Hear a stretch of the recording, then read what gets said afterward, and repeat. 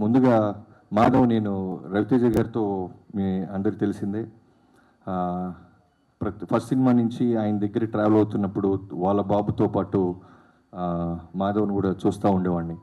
ఇందాక అదే అంటున్నాను, నువ్వేమని పిలుస్తావు అంటే పెదనాన్న గిదనాన్న అంటే పళ్ళు రాలిపోతే అన్న అని చెప్పరా అన్నట్టు ఆయన.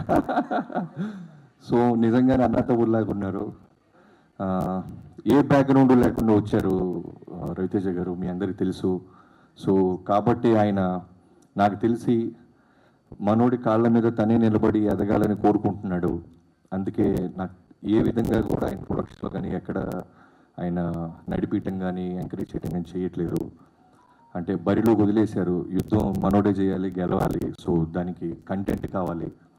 ఇలాంటి మంచి మారమ్మ అంటే రెగ్యులర్ జనరల్గా ఎవరైనా లాంచింగ్ అంటే లవ్ స్టోరీ లేదు, కోరిక రూపాయలు 10 మంది గాల్లో లేసారు, ఇలాంటి లేకుండా ఒక కంటెంట్, ఒక అమ్మవారి ఊరు, ఇలాంటి చూసిన ఇంత గ్లిమ్స్లో నాకు అర్థమైంది ఒక మంచి పాయింట్ చుట్టూ నడిపారని. సో నాగరాజు గారికి, డైరెక్టర్ నాగరాజు గారికి I wish all the best brother.